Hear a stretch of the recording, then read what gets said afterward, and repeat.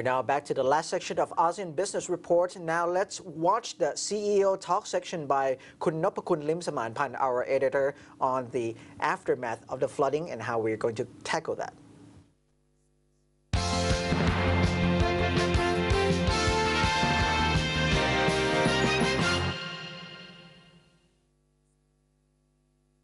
So Mr. Andrew Durier, the Managing Director of Coverage Limited. Good Andrew, welcome to the program. Thank you. How are you today? Good, thank you. Good Andrew, you are an expert on software outsourcing and business continuity.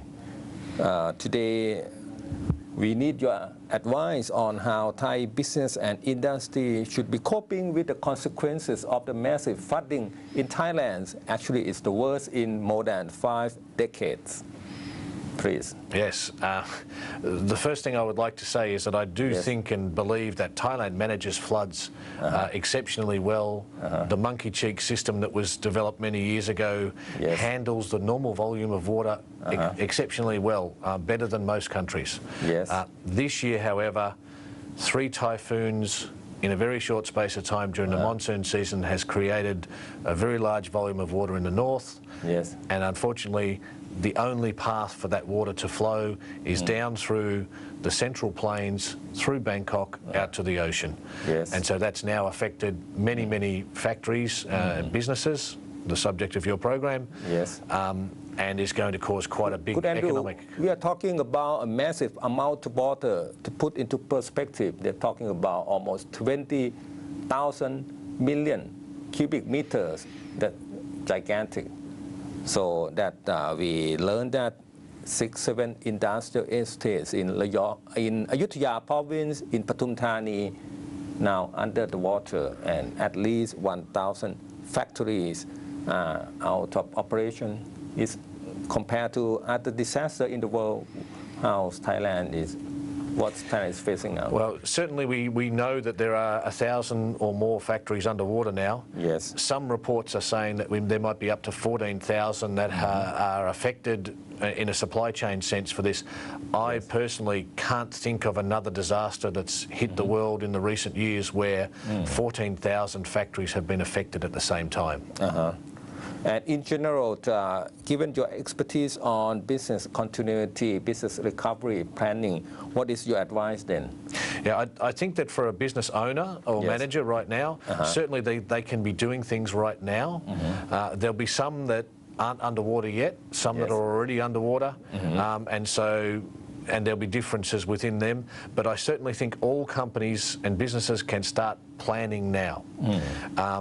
I would normally teach a process, or I advise my customers in Thailand that they should be getting organised now. They should be putting in place a management team with one person responsible, broken down into 2 levels, strategy and tactical.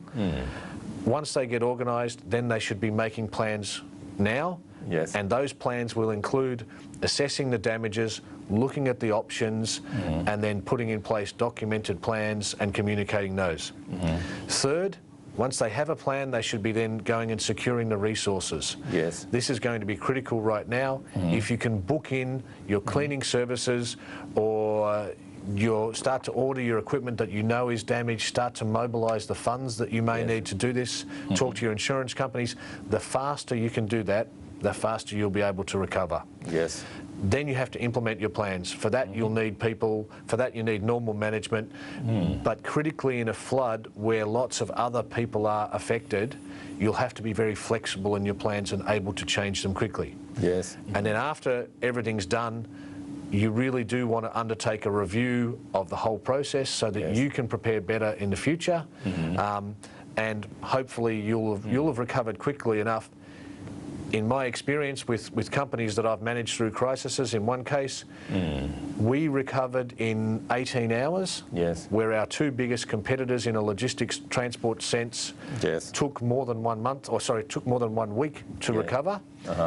Coca-Cola in Australia walked up to my company after the crisis and gave us the delivery contract for Coca-Cola for the whole of Australia, only because we were able to recover in 18 hours. So there's actually customer or positive opportunities here for the companies that move early and do a good job. So the speed is very important. I understand that you also work for the Western Digital, which is one of the world's biggest maker of hard disk drive, and even Tim Cook, the CEO of Apple Inc., said supply of the hard disk drive will be affected because of flooding in Thailand. So what your advice for Western Digital? Western Digital, I know, already have a good business continuity plan in place. They're in the unfortunate case of having two factories here underwater and Bang Pa-in. And Bang Pa-in. Yes, I believe, yes. They have many, many workers who now kind of... 30,000 yes. in Thailand. Please. The good news for them is that they actually have another factory in Malaysia, just below Kuala Lumpur, and they have the ability to increase the production down there. So they're one of the fortunate companies that can actually temporarily move some of their operations while they do a recovery process here. I do think this will have an impact on probably the price of hard disks and therefore some hardware over the next 1 to 2 years, because I don't think that Western Digital can catch up the amount of deliveries or customer orders. So in this case, you're saying that some companies like Western Digital has an option to move the production, in this case, outside of Thailand to Malaysia, at least to minimize the damage from the supply disruption? Yes, I've already spoken to a number of other factories in the same position. Yes. Even some of the automotive industry in Thailand, which is very critical to the economy. Toyota are in almost a crazy situation where they have 2 or 3 factories that aren't anywhere near the water. In Rayong province, not affected. Correct, and yet those factories have to close down. That highlights the global importance of supply chains. Yes.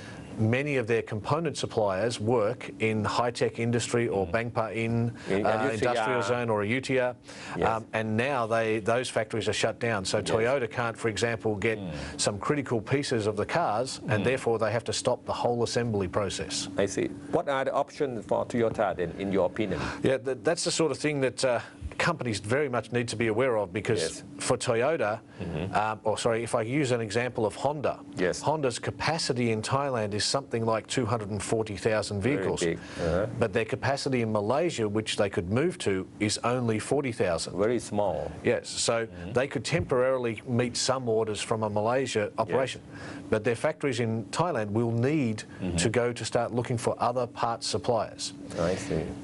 These floods may take a week to drain, or they may take a month or more to drain. Then we have to go through the whole recovery process, which could take some companies between 3 and maybe 6 months.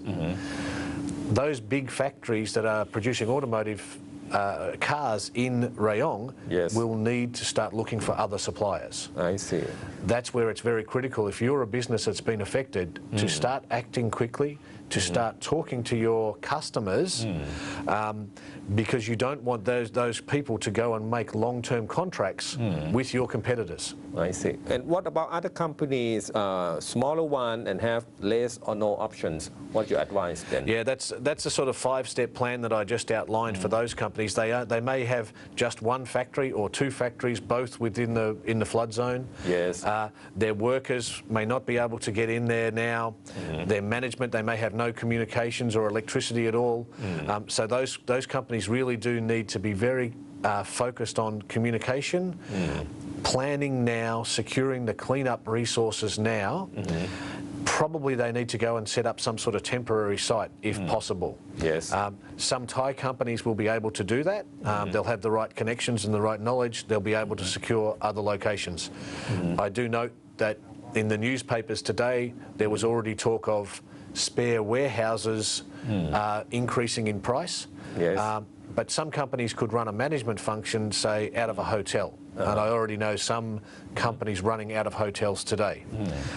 So there are things that those companies can do to at least take some of the steps now, so that when the water goes, they can quickly move in.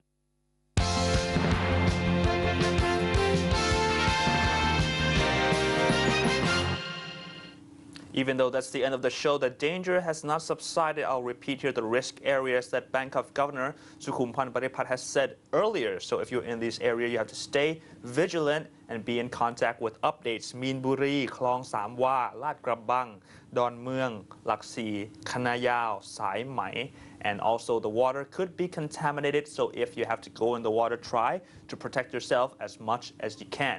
That's right. And it's important now that people stay focused, don't panic, stay ahead of the situation, and do the best we can to minimize the damage that has already been done in many areas.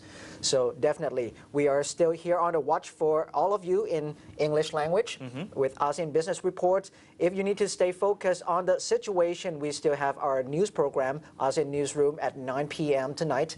Well, for Friday update and wrap up. Yes. For sure. And that's all the time for ASEAN Business Report for today and for this week. You can stay with us from Monday to Friday, every weekday on ASEAN TV. And you can also give us your feedbacks and comments on our Facebook page, worldweb.facebook.com/ASEAN Business Report, or our Twitter at ASEAN Biz Report. This is Natakorn Blody. And this is Ong Anand Amataya Kun. สวัสดีครับ สวัสดีครับ